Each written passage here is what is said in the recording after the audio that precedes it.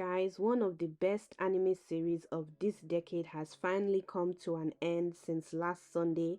I want to say thank you to Isayama and everybody that had a hand in the production of Attack on Titan.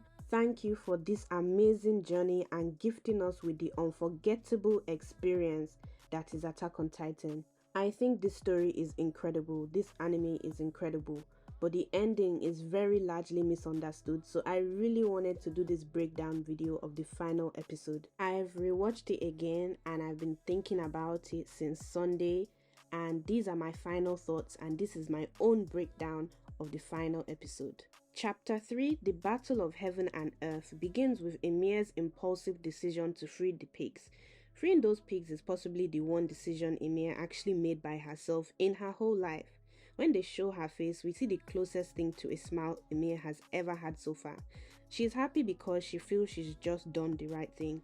This is important to remember and lays a great foundation for the rest of the episode because it shows that from a young age, Ymir had an appreciation for what was right and wrong. She pitied those pigs, so she felt that freeing them was the right thing to do. But the subsequent results of her actions understandably traumatized her, and this is important to keep in mind as you watch the rest of the episode. It's easy to judge people, but trauma affects people in a range of different ways, and it's a whole spectrum. Ymir is on Eren's founding titan watching the whole battle in 4K when Armin is captured.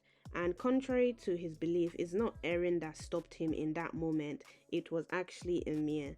I doubt Mr. Eren Freedom Jaeger would have tried to stop Armin from transforming in that moment. Ymir stopped Armin from transforming because she knew it was not yet time for Eren to die. In this episode, Zeke confirms that there was something that Ymir could not let go of. Armin also suspected that Ymir wanted something from them, and Ymir is looking for something. If Armin had transformed at that point in time, things wouldn't have gone the way Ymir wanted them to go to get the answers that she needed. At the end of the day, everything Ymir was doing was because of Mikasa and Mikasa's decision. After searching in the past for 2,000 years, Ymir found Mikasa. And Mikasa is the only person that can give Ymir the answers to the questions that have tormented her over the last 2,000 years. Mikasa's decision would let Ymir know whether her unending torment can finally end or not. If Armin had transformed successfully in that moment, they would have had enough manpower to take Eren out without Mikasa being involved, to be honest. And Ymir needed a situation where the decision to finish Eren off was left to Mikasa and Mikasa alone.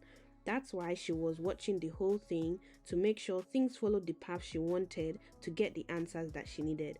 We'll talk more about these possible questions later, but Ymir is also responsible for summoning the Titan army, which includes the past generations of 9 Titans. They are basically an army of undead Titans, and Ymir has summoned all these types of Titans from the past to defend Eren because she's so desperate to reach her desired outcome.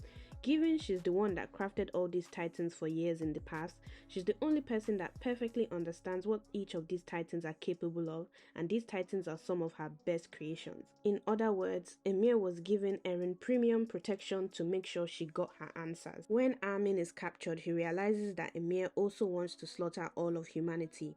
War and death is all Ymir has known all of her life, especially since she got her Titan powers. She's become very desensitized to the pain and deaths of people she doesn't acknowledge. Throughout the episode, we see no evidence that Ymir has any form of guilt or regard for the number of people that have died. To Ymir, people have been dying for centuries, so her entire focus was getting the answers she's been waiting for. For centuries, she's witnessed how everyone dies, even the love of her life, who she put on a pedestal. Ymir and her loved ones died centuries ago, so she no longer feels any deep attachment to the human world, especially after being in the paths for so long.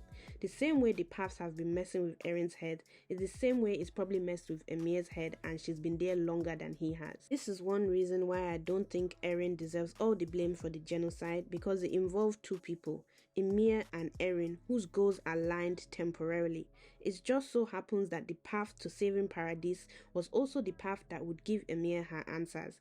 Besides that, I don't think Eren and Ymir were besties like that. They show Berthold crying, and as much as Berthold unalived many people, I believe he was a sensitive, gentle soul at heart. Most of the time when he killed people, it was because he was pushed to do it. He never really killed people willingly and is one of those people that values human lives the most in the series. So I'd imagine the whole genocide of the world, including his family probably, would have been really paining him. From his own point of view, it probably feels like everything he did when he was alive was in vain. So I pity him small. Berthold's Titan was being controlled when he ate Reiner's head, but I believe there was still some form of resistance from Berthold, because when you think about it, you could have eaten Reiner and taken him out completely, but he only ate the head, knowing the Titan user is in the nape. You can also argue that because they are all puppets of the undead, there would be no point in consuming Reiner because his Titan powers would not have been passed on. And Berthold slams Reiner into the bones and the impact causes a lot of their ODM gears to malfunction. Then they're actually surrounded by Titans. At this stage, I feel like Ymir could have really decided to take them all out. I believe she was still giving them a very small mercy because all those Titans could have jumped them and attacked at once. But remember, Ymir's goal is to create a situation where Mikasa has to make a decision. So she does this by weakening their forces bit by bit. I'm very sure Ymir had already seen the future in the past and just wants to make sure things don't deviate from the timeline that she needs. During this chaos, Reiner and Jean share a moment where Jean tells Reiner that they're scouts and scouts never know when to give up. This is a very nice interaction to include because it shows that Jean considers Reiner to still be a scout member, and this makes Reiner emotional. There was a time when he genuinely wanted to be a scout member to the point he got split personality disorder because of the stress of everything. It gives you the feeling that the fragmented bonds are slowly being healed. Falco's Titan is a mix of the Jaw Titan and the Beast Titan. Isayama gave us a hint about this character when he named him Falco. If you don't remember, Falco originally got turned into a pure Titan after ingesting Zeke's spinal fluid. Then his pure Titan ate Porco's Jaw Titan. So this is why his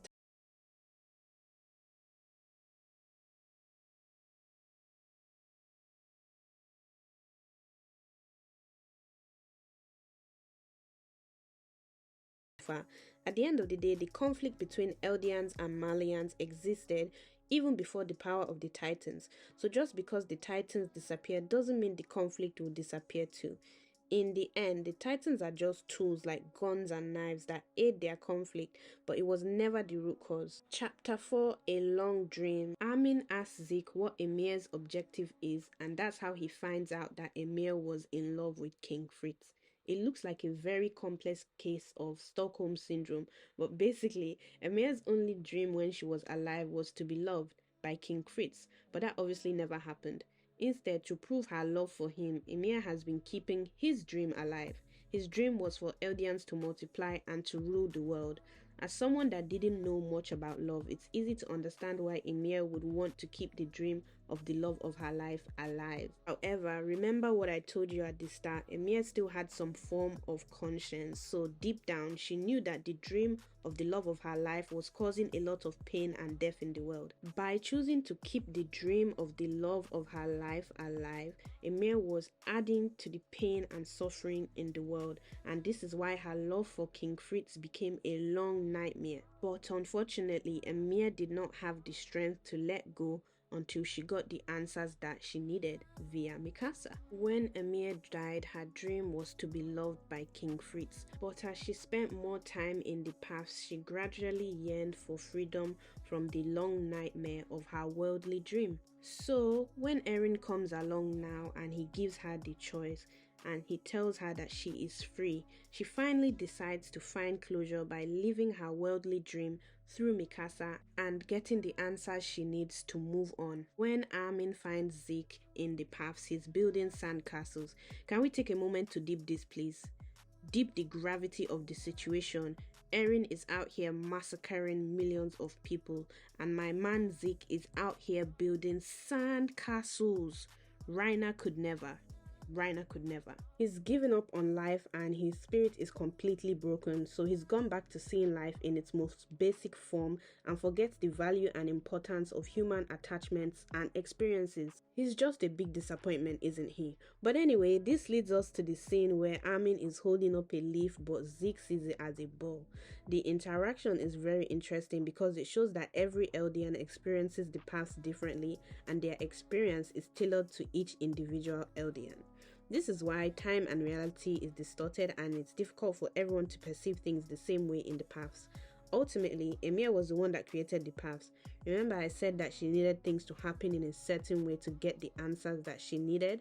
So it's possible that Ymir made Zeke see the ball to reignite his determination and give him the motivation he needed to act. So best boy Armin has to remind Zeke that there is happiness to be found trivial of moments and we should cherish life because it's precious even in the trivial moments. When Armin later escapes the Okapi, he tells the team that Zeke woke everyone up in the paths. But looking at this scene here, I completely disagree with Armin because it looks like their comrades came to them on their own, or it's possible that even Ymir woke them up. Armin was just a little bit confused and I feel like he's trying to make Zeke look good and I don't like that. Ymir woke them up because it aligned with her objectives and I highly doubt that Zeke would have woken Grisha up if he had the choice. Anyway, when the group meet up and they are speaking, Armin sees Ymir watching them and this is when he realizes that Ymir is allowing them to act freely because she wants something from them. He doesn't know what it is at that point though, but we do. Armin speaking to Berthold shows another bond being healed. He's finally facing his past and making peace with it, and Berthold is also getting the closure that he needs and never got. To reconfirm, Zeke didn't wake them up, but both Zeke and Armin asked the previous Titan users in the past to help them, but Zeke didn't wake them up. When he responds on Eren's bone after having that conversation with Armin, Zeke is finally able to notice and appreciate the small beauties of life, which is why he marveled at how beautiful the weather is. Zeke gave himself up because he'd already lost the will to live and failed his mission, so he thought he could redeem himself by letting Levi kill him and giving Levi peace. But he can't redeem himself and fuck him. In fact, let's replay the most satisfying death in the entire Attack on Titan series. Wow, wow, wow. Did you see that? You look at the technique? Did you see the smoothness? Do you understand? No hesitation. I love it. Our goat Levi. Anyway, the rumbling stops when Zeke is killed. You know, the mental enslavement, the PTSD, you know. Mia still has that reverence for the royal bloodline and Zeke was Eren's only connection to Ymir. Even though she chose not to listen to Zeke, that's still the bloodline of the love of her life. Is deep, you get me? We get this weird noise when the hallugienia is struggling to reconnect with Eren's head. This reflects life's desperate struggle to survive and willingness to do anything to survive. Without a host, it's more vulnerable and it panics. It sounds almost parasitic, like a parasite that is trying to escape being killed. This is evident when it later releases spinal fluid smoke in another desperate attempt to survive by creating an army to help it get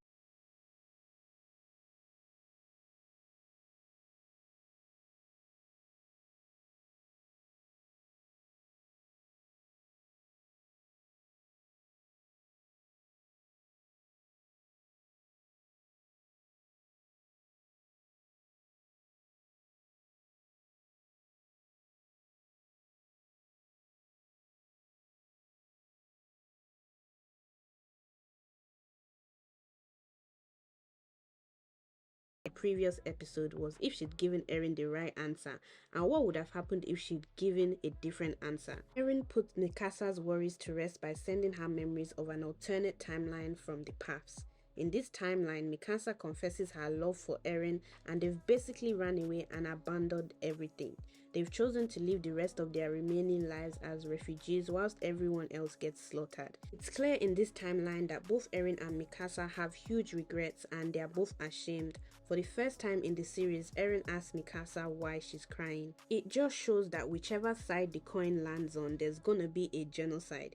Either there's gonna be a genocide of the Eldians or there's gonna be a worldwide genocide, but regardless, people gonna die. Watching this interaction between Eren and Mikasa, it felt almost unreal because it sounds so far from something present Eren would say. When Eren is asking Mikasa to forget about him, Titan markings appear on his face, which could be a sign that present Eren is speaking his mind in the memories he's sending to Mikasa. This would also explain why Mikasa knows where Eren is presently, which is in the mouth, because he told her in the alternate memories. We always see a bird flying over these type of scenes, which is a personification of Eren's spirit and desire to be free, which takes the form of a bird because they are one of the freest animals on earth. Eventually, Mikasa finds Eren and kills him, and now is a good time to explain the parallels between Ymir and Mikasa. Ymir saw herself in Mikasa and the way Mikasa loves Eren, which draws parallels to the way Ymir loves the king. Ymir sees Mikasa as a stronger, better version of herself, so she wanted to create a situation where Mikasa would have to choose between the love of her life or doing the right thing. Ymir did have a conscience, but it was small and it was quiet. She had a sense of good and evil, but for a long time, most of her worldly life and most of her pathly life, her love for King Fritz overrode this. Then as time passed, somewhere in the 2000 years, her small quiet conscience started to find its voice again, and so she was constantly at war within herself and couldn't let go of the world she left behind, because she felt that doing so would be forsaking the love of her life and betraying her love for him. It's so crazy and one-sided to think about, but Ymir was not only a physical slave to King Fritz, but she was also mentally enslaved. Ymir was struggling with this internal conflict for centuries, trying to decide if she should keep the dream of the love of her life alive, even if it meant hurting others. For centuries, she'd questioned if disagreeing with him was betrayal. Did it mean her love for him was a lie? In other words, can you love someone and disagree with them? It's a very similar struggle to what we see in real world politics, where someone from the left wing could fall in love with someone from the right wing. But does the fact that you're falling in love with someone who opposes your morals mean your morals aren't strong enough, or your love is a facade? This is kind of similar to what happened with Jon Snow and Daenerys Targaryen. I believe that man loved her, but he just couldn't agree with her actions. These are the questions that Ymir could have been struggling with, and she was able to get her answers from Mikasa. Mikasa loved Eren more than anyone in the world, but Mikasa still chose to do the right thing, killing Eren to stop the rumbling and eliminating the Titans forever.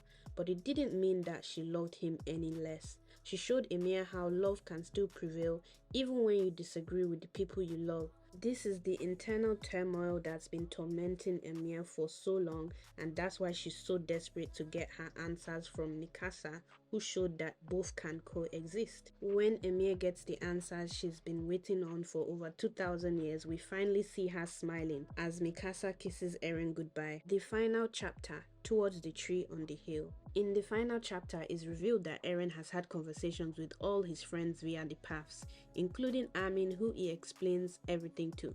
It's good that this happened because it allows his friends to have clearer consciences and move on from his death. If not, the guilt would have consumed them forever. Some people were surprised when Eren confessed his love for Mikasa because it wasn't very obvious in the series that he loved her back. There were subtle signs here and there, but I think this is more to do with the stress of having the founding titan. He was just very focused on his goal and he had a big burden on his shoulders, so it was hard for him to acknowledge Mikasa's feelings, knowing he's going to die anyway. When Eren is speaking to Armin, he does say he tried to find multiple other solutions but kept getting the same results. This solution was the only way that would satisfy both Eren and Ymir's desire for freedom. Eren has always been an extremist to an extent, and you also need to consider that Ymir is also involved, so she could have chosen him because of those tendencies. Ymir was looking for a particular timeline for centuries to get her answers, and she probably wouldn't have listened to Eren if she knew she wouldn't get to her desired outcome. This is why the first episode of Attack on Titan was called To You 2000 years from now.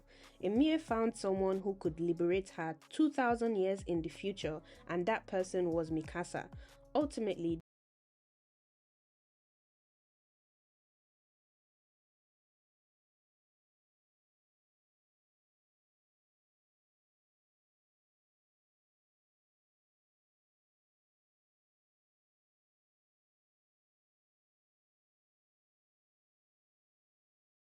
face when he saw the ghost of his fallen comrades, and it's clear that they approve of this outcome once they all salute by dedicating their hearts. It's an emotional and necessary moment that brings Levi the peace he will need to move on with his life. The same is true for Jean and Connie when they see our girl Sasha. On her way to bury Eren, Mikasa finally meets Ymir, and we can see her eyes for the first time.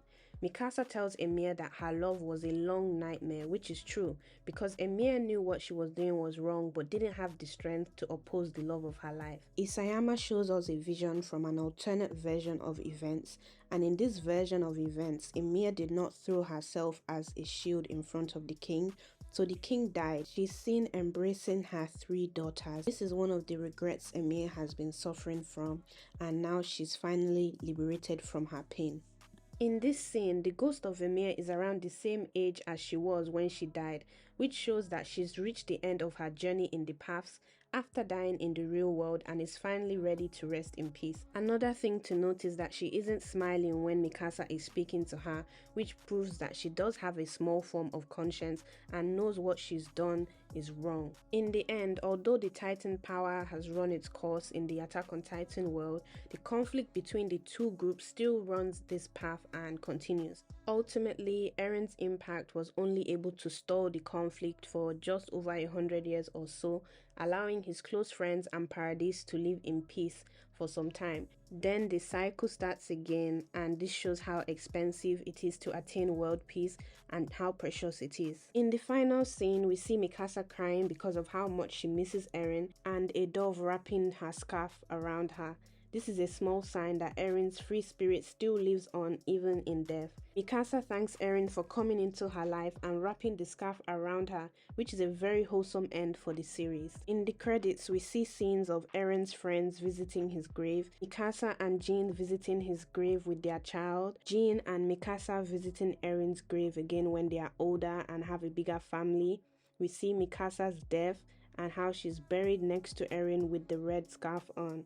Then Paradis becomes more advanced and it gets attacked again, and the final scene is a small child entering a tree that looks like the tree Ymir entered. This time is different though, because the child isn't being chased or in danger.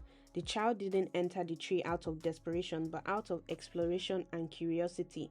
So who knows what kind of power will be born as a result of this, and it seems like the cycle just continues. So guys, this is my own take on the final episode of Attack on Titan and my own breakdown and explanation.